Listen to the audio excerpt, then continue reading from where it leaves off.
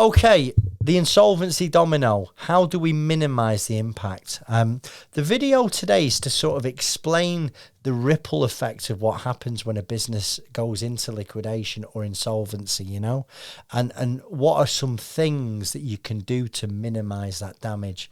Because the reality is a business goes into insolvency, suppliers aren't paid, the government loses out.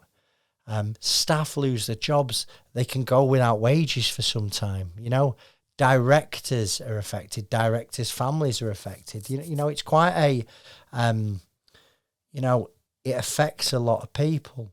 Now, I think one of the first most important things is if your business is going through a really bad patch and you don't think you're going to get through it, is to be transparent. I think it's important to liaise with, your shareholders, your stakeholders, your staff. You've got to let the staff know. It's October 2023. Christmas is around the corner. If you don't think you're going to make Christmas, maybe they can find other jobs. Speak to your creditors. Keep them in the loop of what's going on. Because if you don't, they're not going to stop ringing. Bailiff action on top of what's going on it's not going to help anybody. It'll maintain trust and respect with people. It's one thing closing your business because there's going to be some damage. But if you can do it with your head held high and, try and keep everyone in the loop. There's number 2. You must engage with an insolvency professional. And the sooner the better, really. And there's loads of good insolvency people out there. Do your due diligence. Remember, First Business Rescue are absolutely fantastic. But there are others. And the earlier that you speak to them, they can help guide you making the right decisions. Okay? If you've never been through this process before, it will be alien to you. And people go, well, when do I speak to an insolvency practitioner? Listen, for me, it's the minute you stop missing your bills. If you're robbing Peter to pay Paul, you can't pay your bills on time, or you've got pending legal action, you are insolvent. You need to speak to somebody sooner rather than later. And what that'll allow you to do as well, certainly with us, will show you potential personal problems for you as a director. If you continue into this route into insolvency. Another thing is step 3 is sort of really important to prioritize your staff's welfare. Okay, it's highly likely it's not your staff's fault as to why you're here. The backbone of your business, and although that it's, it may have gone awry now, these people have given their lives to you over the previous months and years. So regularly update them on the situation, and I know that's a tough thing to be able to do, but what that allows them to do is to sort of plan forward. Can they get out there looking for other jobs?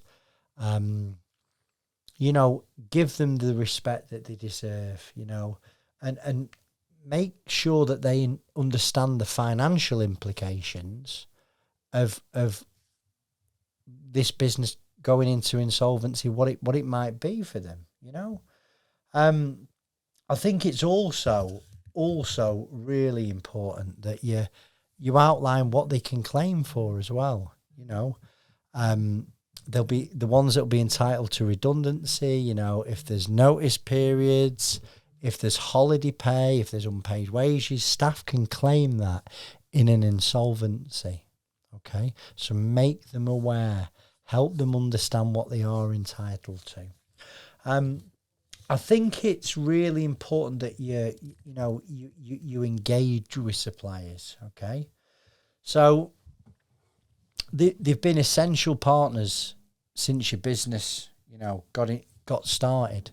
And if you was to ever start another business, or you pre-pack this business, it's important that, that suppliers have some respect for you, some level of trust. Businesses do fail. But I know this for a fact, is if you keep them in the loop of what's going on, they will appreciate it. when things start to get rough, consider like making partial payments to them. I was on the phone to a guy yesterday, and it seems like it's a short-term cash flow problem. I'm like, you can't pay everybody, so why don't you ring them and say, listen, I'll pay you something, I just can't pay it all. And that supplier will rather have something than nothing, And I found, because I've been here, by the way, I've been here before, and if you open dialogue, in my experience, they're going to be more flexible with you, because they might have X amount of people that owe them money, and most of them have gone into ostrich mode, bury the head in the sand. If you're communicating with them, listen, I can't pay this, I'm going to need a bit more time, but here's a little bit today, it should stave off them rushing you through the debt collection process. Because like I said, if you bury your head in the sand, you're forcing a creditor to take legal action. It's the same with the revenue. Get on the phone to them. If you can't pay them, let them know. Try and pay a little bit. Try and organise more time to pay, And I think, the more upfront you are, the more chance, and it's not in every scenario, but there's more chance that they'd support your new business if you do decide to get a new business. And listen, step 6 of minimising the damage of this is you've really got to look after your own well-being as well. I've done a few videos on this recently, because as the director of a business that's insolvent or becoming insolvent, the stress is unbelievable. I know. I have been there. I remember it. I wish there were videos like this back when I had to put my company into liquidation, because a lot of it were guesswork. I'm on the internet. Every website I look at's conflicting, and like give me a little bit of information, but not the real information. I went to see insolvency practitioners. One person said the total opposite to the other one. And it just fried me, man. I couldn't sleep. I couldn't eat. I felt the world was caving in. If you're struggling, seek counsel and support. Now, listen, if you want to speak to me at First Business Rescue, I'm not here to judge. There's no obligation. There's no strings. I will give you some advice on your situation, okay? I've got a sneaky business model. I give tons of free advice. And if you do end up needing to go into insolvency, I hope that you use us.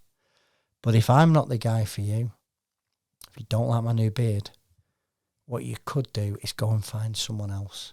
But it's really important that you speak to people, get support, perhaps other business owners. I found that really helpful. We all have sort of mentors in our business life. Go and spend some time with them, talk to them, see if they've been through something themselves. And I think be very clear on what your personal liabilities are, okay, if you go into insolvency. And that stuff you've got to understand, right? You don't want to sugarcoat it. You don't want to deal with it down the line. If I place this business into liquidation, what's landing at my door? Have I signed a personal guarantee on the rent? Have I signed personal guarantees with suppliers? Have I got an overdrawn director's loan account? And just so anyone who doesn't know, an overdrawn loan account is where a director has taken too much money out of the company and it owes the company money. And in an insolvency scenario, what would happen is the insolvency practitioner would look to recover that money from a director. A diet deal can get done, but it's important you understand it before you liquidate. Have you signed personal guarantees in the business? And if you have, how are you going to deal with them post-liquidation? All stuff that you can be doing to minimise the damage. Listen, I know firsthand facing insolvency is undeniably tough. It's tough on you and those around you. But with the right steps, the right advice, and taking action early, you can minimise the damage, not just for you, but for everybody else who's involved. I hope you found the video useful. Please like and subscribe to the channel. My name is Chris Worden.